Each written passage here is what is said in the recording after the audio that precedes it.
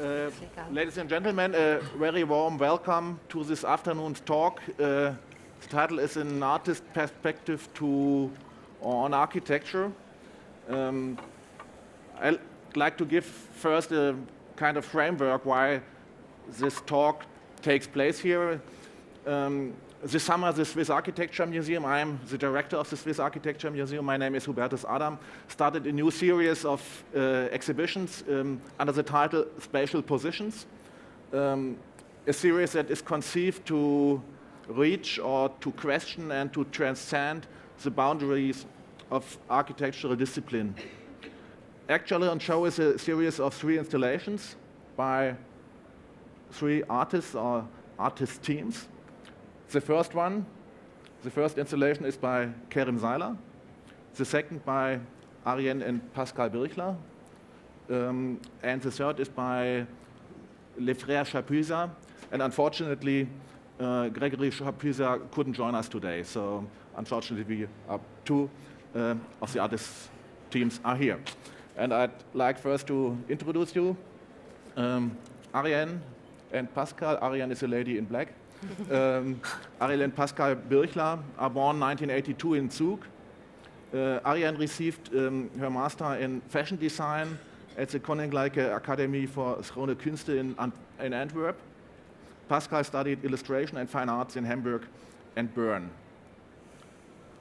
They received numerous scholarships, and then they decided to work together as an artist team since some years. Kerim Seiler, born 1974 in Bern, studied art in Zurich, Geneva, and Hamburg, where he also received his diploma. After a lot of success as an artist, he added a Master of Architecture and Science in Architecture, CAAD at the ETH in Zurich. And then Nele Dechmann is an architect and curator based in Zurich. In collaboration with Nicola Ruffo, she founded Wäscherei, or Laundry, Kunstverein in Zurich, an exhibition space for contemporary art. In addition to her curatorial practice, she teaches with Christian Gantenbein at the ETH in Zurich, and she is responsible as a guest curator for this exhibition, which is on show at the SAM, Swiss Architecture Museum in Basel. Some weeks ago, Nele and Nico published a book that also gave the title for our exhibition, and the title is Architecture in the Stranglehold of Art. And my first question Nele, is what does this mean, architecture in the stranglehold of art? Yes, this is a question we always hear about our book, and it is about the phenomenon that contemporary Swiss artists are using architecture, space, structure as their material for their works. So as a normal sculpture is made out of stone, for example, now the contemporary artists are really using architecture as a material. And this struck us as a phenomenon that nobody ever made a publication about it. And so we made a subjective, but a kind of a documentation of this phenomenon about Swiss contemporary artists. And of course, it's not only a Swiss phenomenon, but it's, if we go around at Art Unlimited, it is a global, international phenomenon. And we were curious, why is that? Why are artists so interested in architecture? And there are definitely different positions and different ideas why this is so. And this is what the book is about, to show the whole spectrum of this phenomenon. Mm-hmm. Before we go, I think, further into this discussion the relationship between art and architecture, and why today so many artists are interested in architecture. I want to ask Kerim. So I mentioned it before. You became an artist. You studied art, and you got a lot of success. And then you decided to add a master in architecture at the ETH. So why? Well, to start with, it was slightly more organic. It wasn't such a decision that I'm going to go and study architecture, which I didn't do really. What happened is that I got invited at some point by the ETH, it's the Federal Polytechnical Institute, I think. The architectural department is one chair of computer-aided architectural design to kind of collaborate on a workshop base. And out of that came this 5-year collaboration with this chair, where we developed numerous different sculptures with their technology, meaning their knowledge of IT to translate certain spatial concepts into form. And out of that came this, well, let's say it was more like a master, like a Master of Advanced Studies. And we had this weird collaboration because usually I get some money for what I do, and they didn't really have that. But we just decided that in exchange, I will produce a book, which we are now working on, and I will receive my postgraduate degree in architecture. So it's kind of a, like a organic exchange of thoughts. Okay. You Sorry. The range of your project is from projects that are your own artistic works to nowadays also public commissions. I remember this installation at the main railway station in Zurich. I also mentioned a new facade for a building in Dechmann. So what's your interest in doing these commissions? Well, it's also the option to transform certain ideas, and space is the place in a way, isn't it? Or it became more and more the place of information transfer, or sculpture in space has somewhat a relation to what is happening around it. And in that sense, I think it is really one of the more interesting topoi to work really in the, in the urban space on architecture in a way, because architecture is there, it's very present. And I like this kind of reflection between people, or I think it's interesting also, people walking around, moving around, experiencing their surrounding, in a way also experiencing themselves through the surrounding, in the situationist sense maybe also, like walking around, trying to rediscover yourself in reality, or end up in a certain situation in a real setting. And so I think it's a good canvas to work on. And it's there, And I mean, commissions, it varies. Sometimes they're commissions, and sometimes they're also just actions, I don't think there's a great difference in that. The nice fact about commissions is like in Zurich or here in Basel, there's also a big installation in the Novartis campus. It simplifies certain complex, endeavors to realize your ideas. So yeah, commissions are something practical. Is it also a question of scale and dimensions? Because as an artist, you are not able to go into building a whole facade. So it's another scale, I think. Yeah, maybe it's a scale, but it's like the piece that we're working on now near Zurich, which is a piece that goes 360 degrees around the building, and we work with the window shades, you know?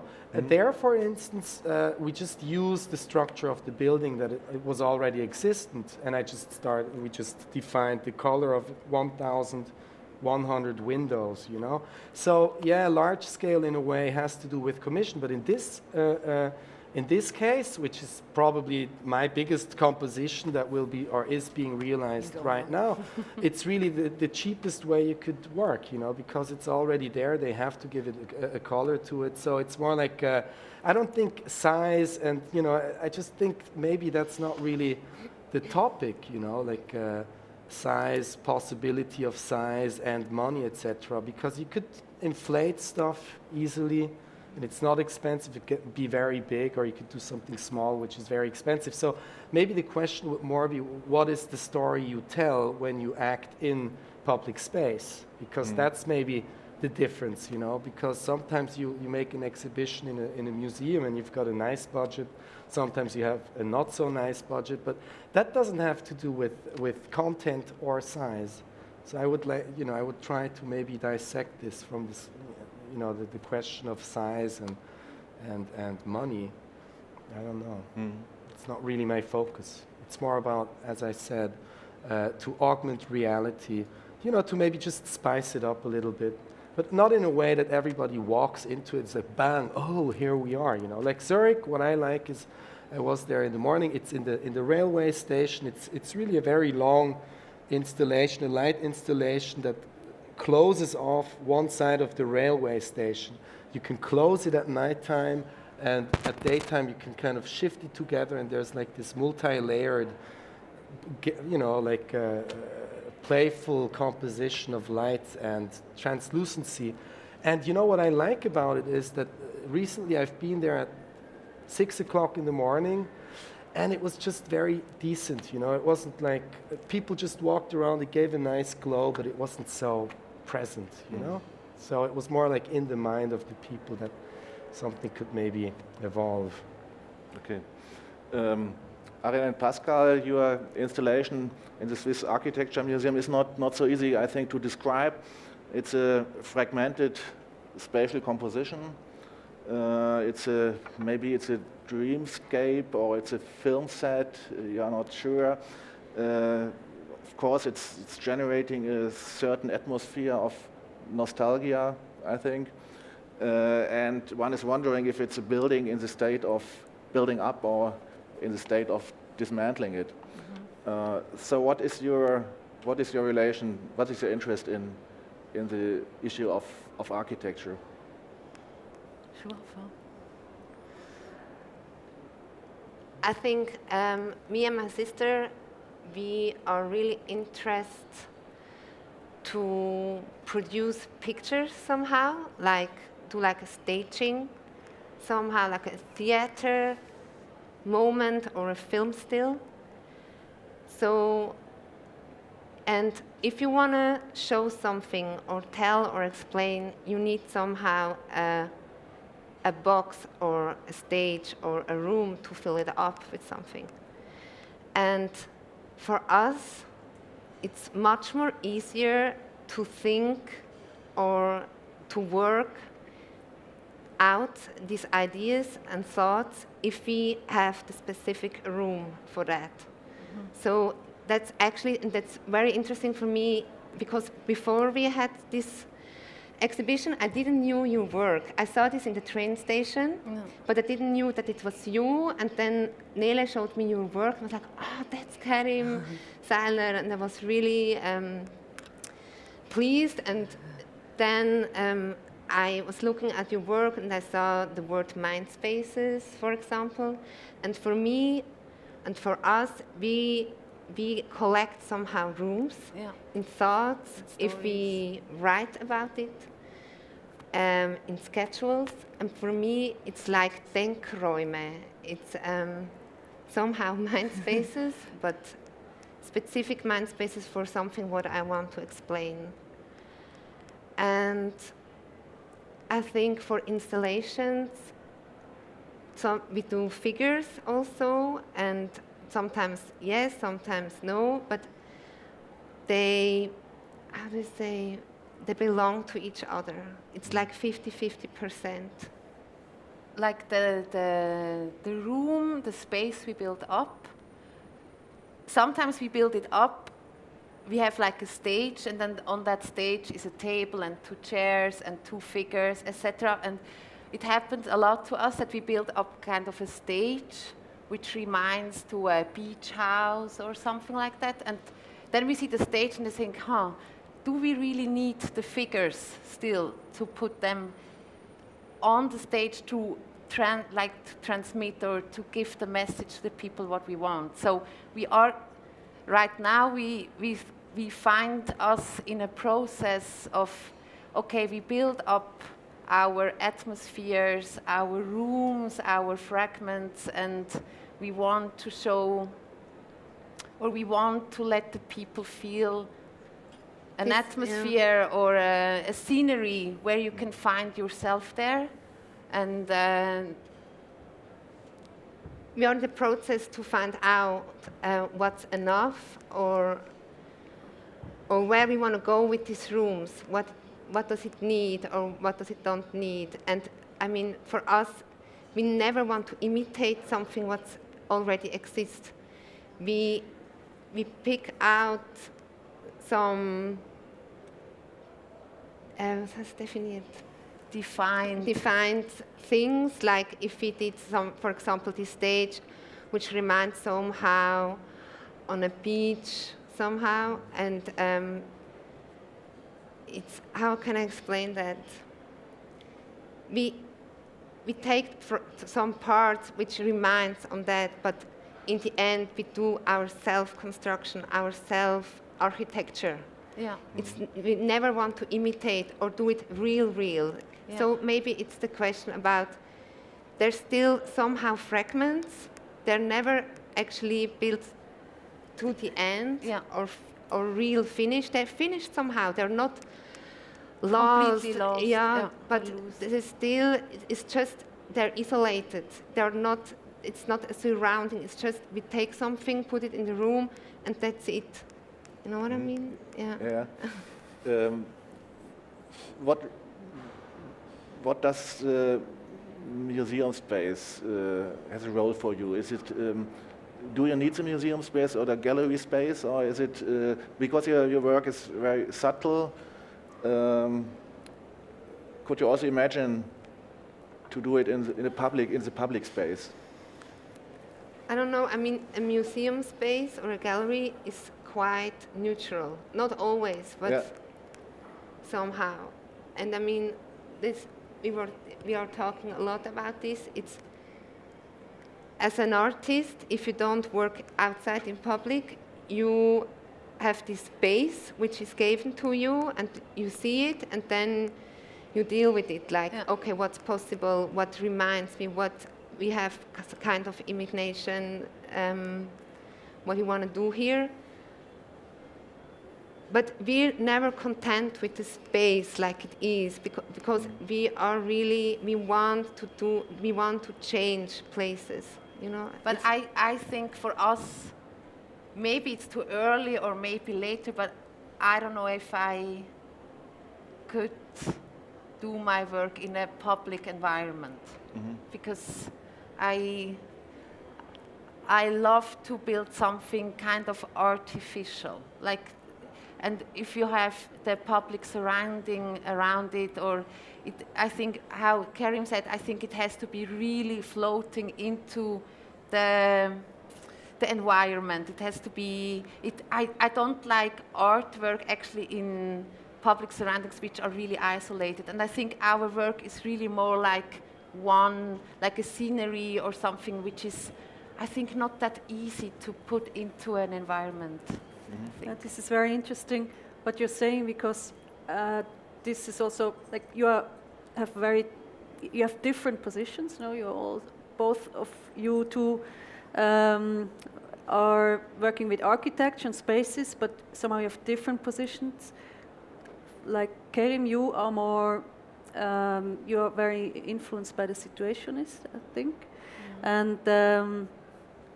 They are really interacting, they are in the public. Sometimes you say you even would like that your piece of art would disappear and the person itself it's a completely other position than to have a white cube and working, producing an artificial product in a white cube.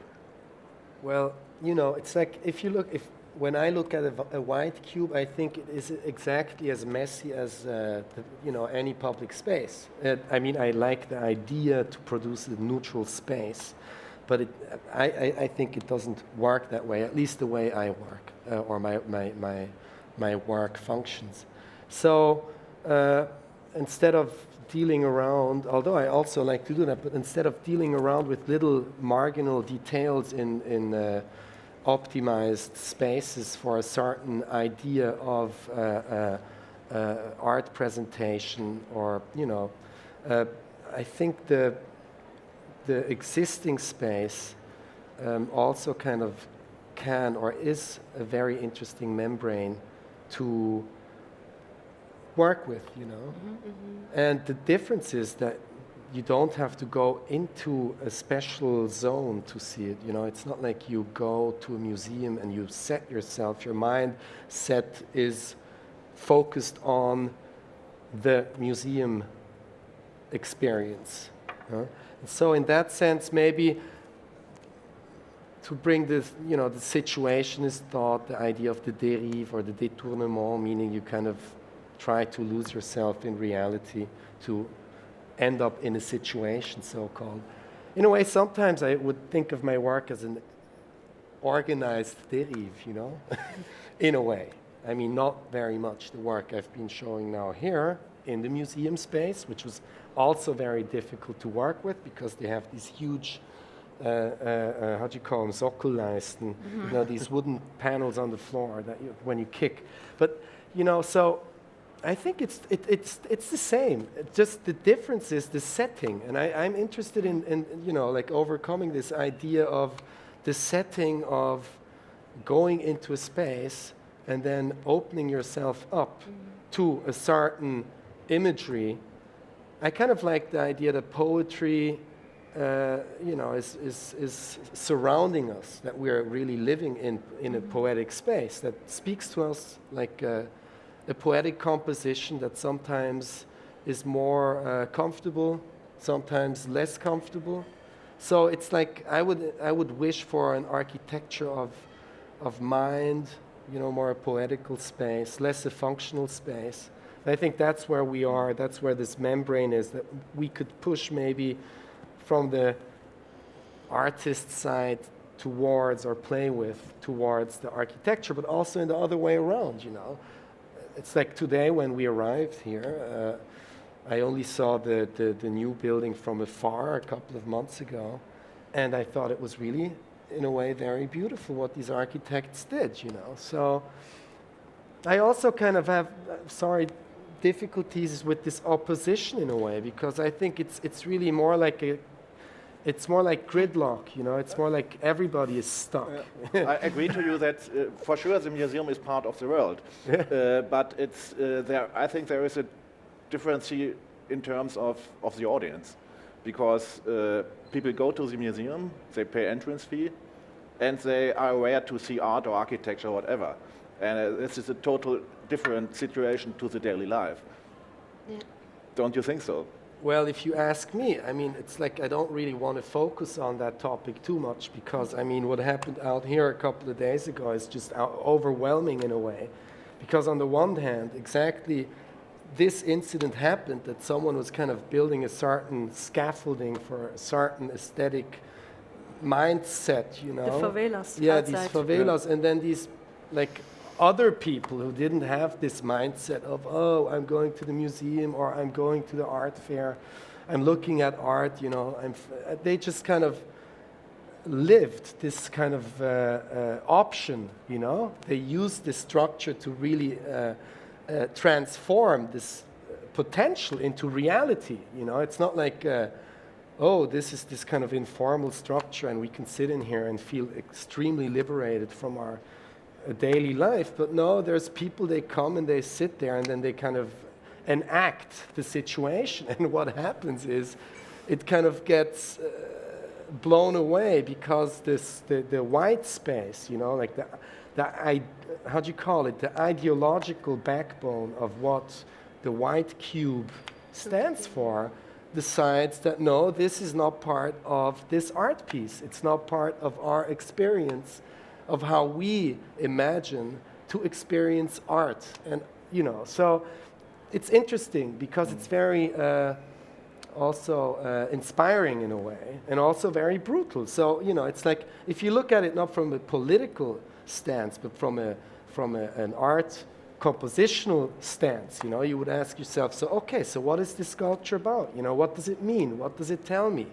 And if you would start to read the city space exactly as you read a piece like that, or an artwork, I think that's where it gets interesting, because this truth is captured in every gesture that is being transformed, you know, from an architect or from an artist, but maybe the intention could be different. I don't know.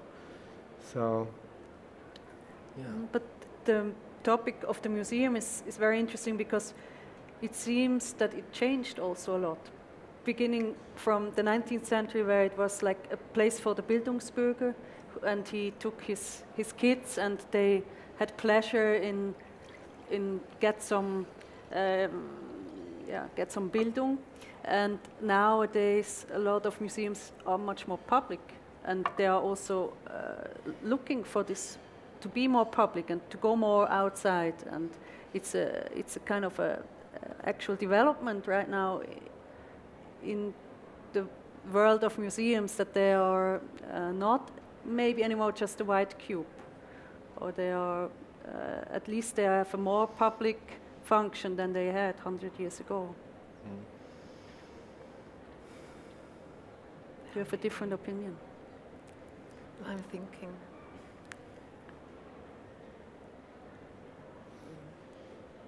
I think, for sure, I think there is a shift in the museum. So they are going to be more public. There's a lot more shops and so on. So it's more commercial.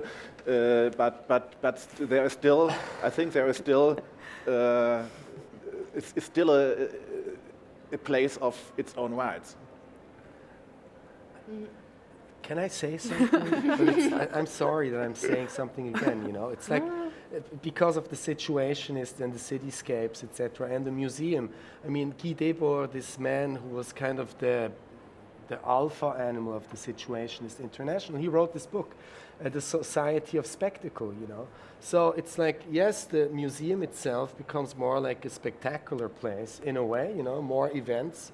But, you know, it's like we've been talking about this when Studio Basel with Herzog Dömeron made this new atlas a couple of years ago of Switzerland, how to read Switzerland as a place. Mm-hmm. They started to work with neocolor, you know, like crayons and drawing, and kind of very, you know, it's a very artistic way to understand the topography of a whole country. So maybe in a way, you know, there's like this one thing is like you go to the museum and it becomes more and more spectacular in the sense that you don't really have to think a lot.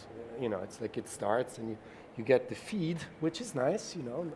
Just, I'm not against anything, you know, I'm for everything basically. I think everything is good and everything should happen. So, but when you look at these people, how they, you know, they draw these boundaries, it's more like suddenly you start to understand yourself in the reflection of reality.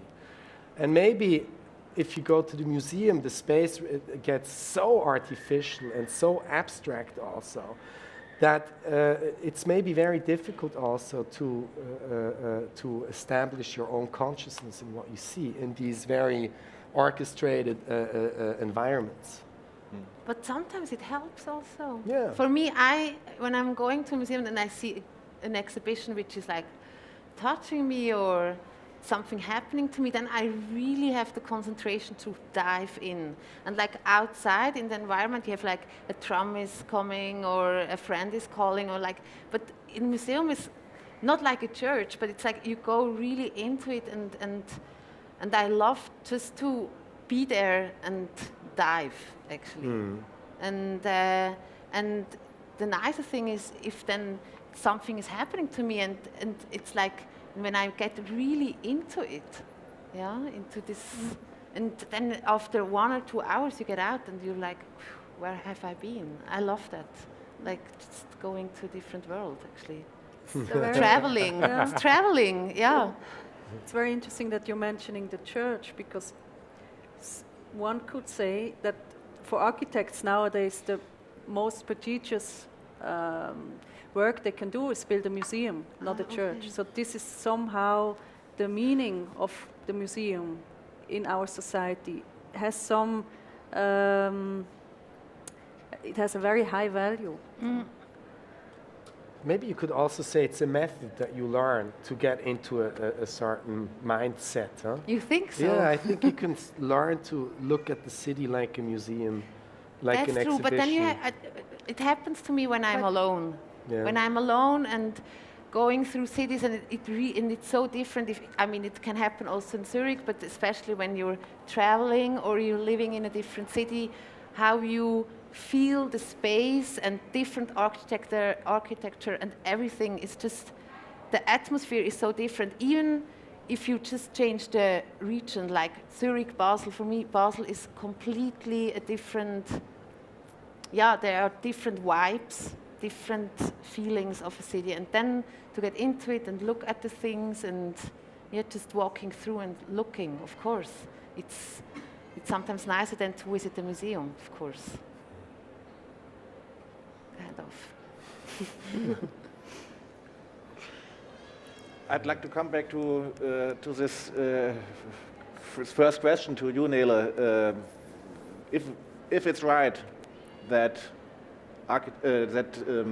artists or the art becomes more and more interested in architecture, so this was a statement by you. Yeah. So what's the reason for that? But what's my reason to say this? No, what's the reason? Why is it? Why is it? That's. I still try to find out actually, because it's so an enormous phenomenon from my point of view, and people are giving different answers. So some are really interested in architecture, in contemporary architecture. They're criticizing it, or they're fascinated.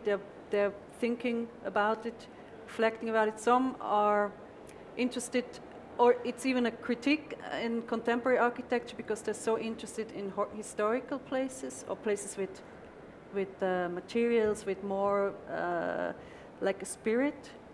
So it's maybe a Sehnsucht to places with history. In a world where new architecture is more and more just abstract, material, cubic space with maybe just one material, maybe just concrete. And the details are lacking, craftsmanship is lacking. So this is one side.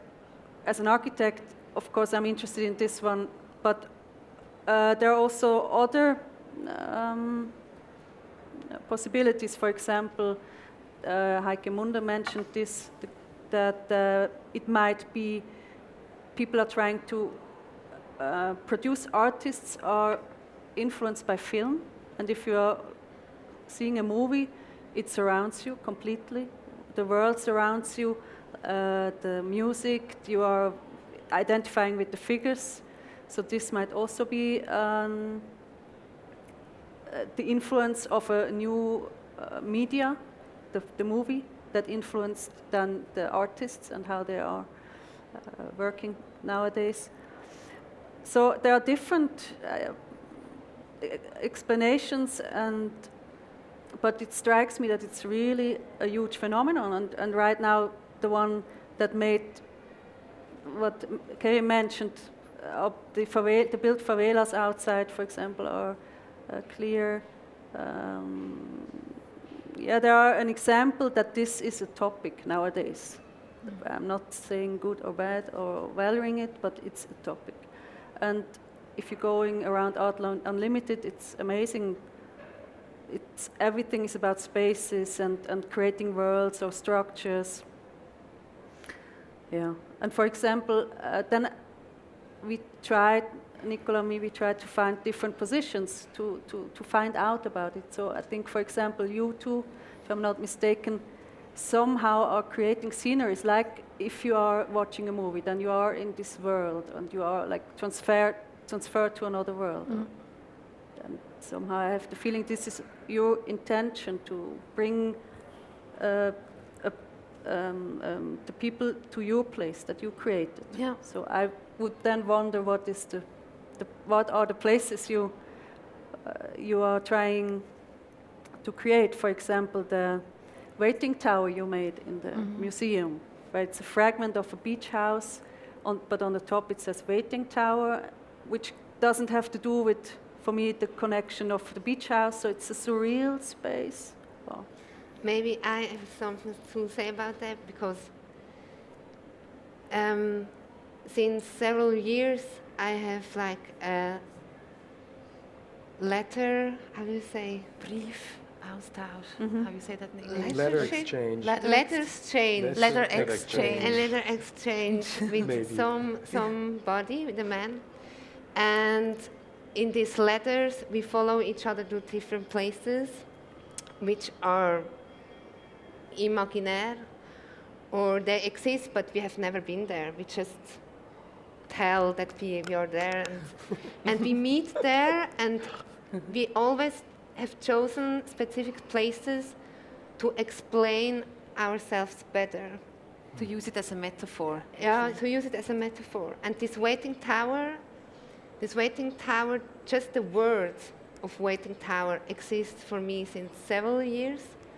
Already when I was in Hamburg, because there I lived somehow in a tower, in an empty office building on the top. And I just wrote down the word once or several times. And then I forgot, and then we had this letter friendship, and then we started again. I started again to use this waiting tower, and at this moment, these letters, it was close to a sea, but it looked different, but we developed it. And then I shared it with Arienne. We talked about, we wrote about, and then we started to build actually a picture of this waiting tower, because it just existed in writing. So this is a long process. One possibility how our rooms or buildings are growing. Sometimes there's first just a word or a thought, or we find a sketch, or we find pictures. Arienne loves to do collages, research. Yeah, I do a lot of research. And then also, if you do research, you find pictures or you photograph. If you are traveling or something, and then you take one fragment and isolate it and make it to something unique, to something different what it was. So what might be the intention? That you want to bring the spectator to other place?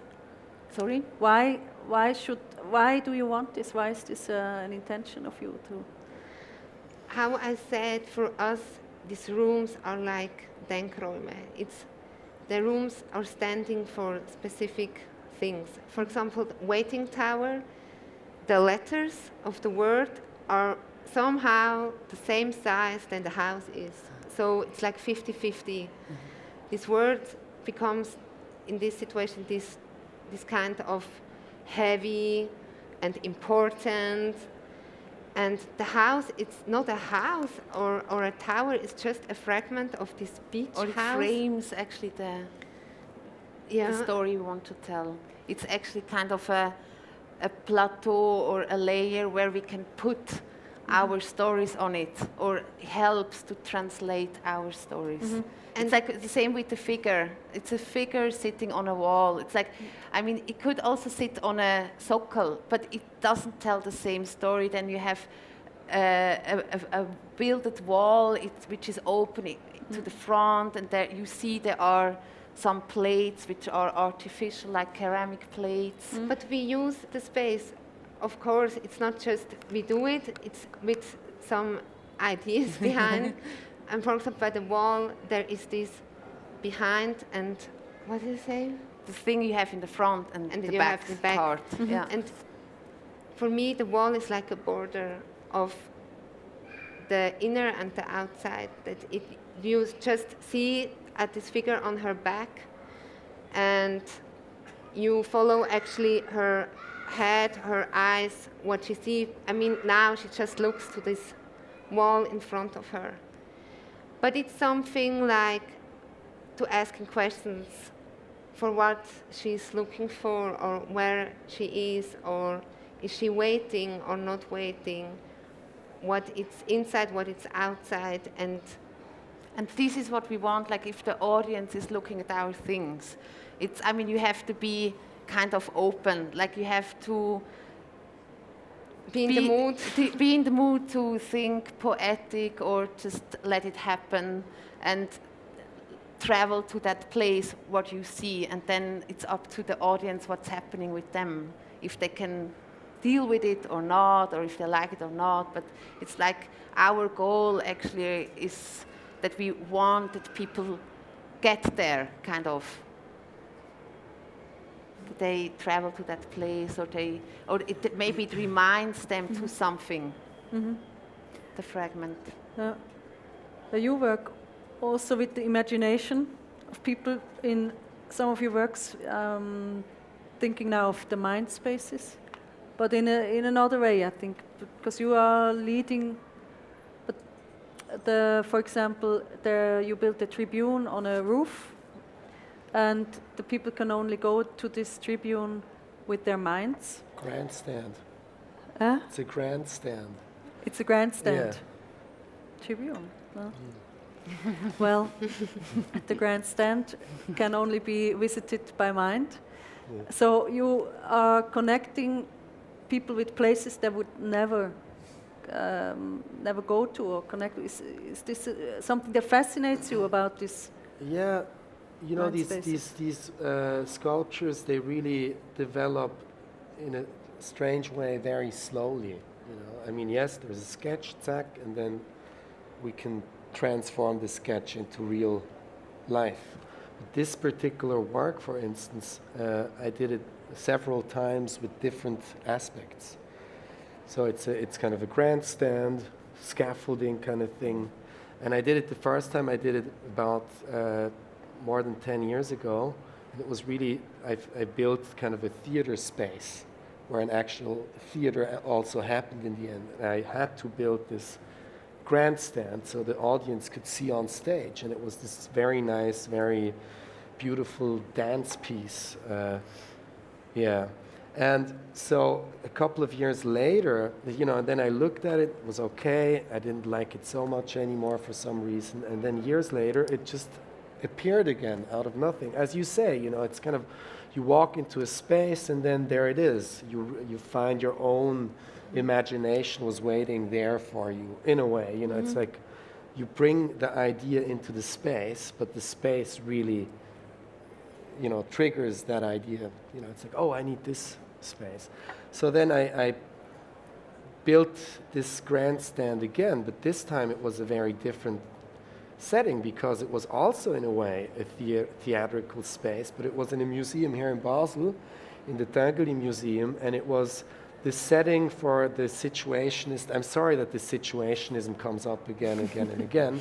I don't want to bore you, but that's just with this piece, that's how it happened. And it was more like the setting for this whole exhibition where they, in the end, had all these original pieces of this art movement that supposedly never produced art, which was kind of strange. And there were, you know, I started painting these different sides of the building materials, and it became suddenly this spatial composition for nothing, in a way, you know, not to look at a theater piece, but more like to, you know, you look at it and the closer you get, it kind of disappears and you sit on it, you turn around, and it's more like the view from this structure that opens up. Huh? And so in the next step, for some reason, it just moved on to this roof where people couldn't sit on it, which made no sense. So now the material from this work, because it's like you build a big installation like that after you have piles and piles and piles of material laying around, and you could either give it away to friends or throw it away or do something new with it. I do something new with it usually. So what I think is interesting about this mind space and the development of this piece that started out as a actual place to look at a theater performance, now in the exhibition at your museum, I built a loom out of the material of this grandstand, and I wove this carpet, which itself is kind of a labyrinthical thing. And it's like it's a very different performance. Suddenly, you're not sitting on the piece, but the material is kind of a spatial grid in front of you, and my assistant Samuel and me were just working on this carpet for weeks and weeks and weeks, and you're kind of inside this framework, and you throw the stuff and you beat the reeds, and it's like you kind of squeeze these, I don't know how you call them in English. I know there's a warp and there's something else, but so I don't know. It's like, this is what mind space is about in a way, It's like you kind of lose your or you start traveling in your mind, and so I found out there's nothing strange and nothing wrong in working, It's like you zack and you kind of have this microstructure, and so it's a big transform. I kind of lost the plot now. I'm sorry, but it's got into interesting. this work. We are mentioning this carpet or this work, Postcard to Mr. Loss, that you shown at the Architectural Museum, because what is interesting, you used two techniques, like the highest developed technique, computer programming, and then this very low-tech craftsmanship. So I always interpreted this somehow as a critique, or not a critique, but a statement to the recent contemporary architectonical processes. So that you introduce, but I think we have... Yes, we have 1 or 2. We have 2 minutes. And okay, so maybe then. But maybe I can ask last question to you, Nele, because of the title of this book and also the exhibition, the stranglehold of architecture and the stranglehold of art. We talked a lot about the increasing interest in architecture in the arts. But what does it mean? What does this tendency mean for the field of the architecture? But just two sentences, please. Exactly, it's a very good question, and this was also the question to Kerim was leading. Of course, this is the one of the goals to gain some Erkenntnisse out of this research about artists working with architecture, and this comes also there from that I think. Or what interests me in art is that artists have the instinct to be the quickest finder of contemporary subjects. So they are really at the pulse or at the nerve of our times. At least this art that interests me. And so obviously there is, this is a subject, architecture. What exactly now, that is like the summary of all these thoughts of these three people here, and of the other artists that are really reflecting about architecture. Okay, thank you so much for your reflections. Thank you for your interest. And I have to say the exhibition in the museum is on show, on display till the 7th of July. So you haven't to go there today. It's some weeks. You have the chance. Thank you so much.